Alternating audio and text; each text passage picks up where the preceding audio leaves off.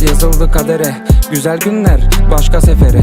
Başım belaya alıştı bir kere, gözlerim kan, üstüm yara bere. Kaçtığım her şey koştu üstüme, kadehler dolu düştük Müslüme. Yalın ayak bastım dikene, bir gece kinlenip gidelim belanın üstüne. Kalabalık şehir ama yalnız biri, hayaller yakıldı diri diri.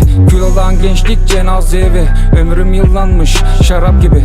Bir manzarada sardım derdimi, kanlı kadehte aradım kendimi. Eyvallah deyip bıraktım her şeyi, kaldır sevdiğine bet şişeyi.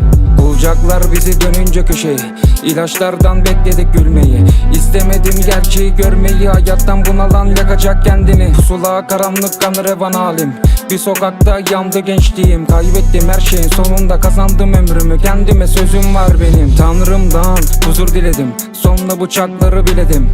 Kırmızı bira ve kırmızı gözlerim, hesabı anca cehennemde öderim. Peşimden gelen birileri, hakkını alacak kimileri. Ölüleri gömdük dirileri, göz altımda geçmişin izleri. Çekmek istiyorum beynime reset, sağımda solumda önümde ceset.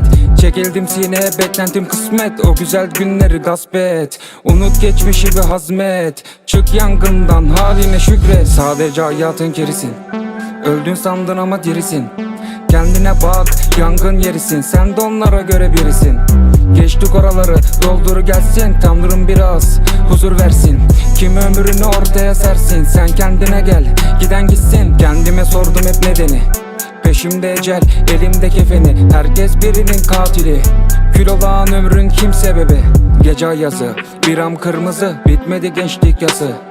Bornova kuru çay yarası, ömür tükendi bir mahalle arkası. Derdi veren verir sabrı, elimde kirden başka ne kaldı? Tertemiz umutlar yara aldı, kimi sevdiğine kimi ailesine sardı. Kaçtığım her yerde bunalım vardı, tükendi ömür yitirdim aklı. Koy bir kadeh konuşalım kim haklı, dost bildiğim sırtımda bıçaktı. Gelen giden hep yara açtı, gördüm gerçekleri tadım kaçtı. Gönül yaram başımda taştı, ben ayaktayım ama gençliğim yandı. Kapandım karanlık odalara, garezim var yarınlara, bile bile girdik yangınlara. Kan ter kaldığım uçurumlarda, bütün hayaller bunalımlarda.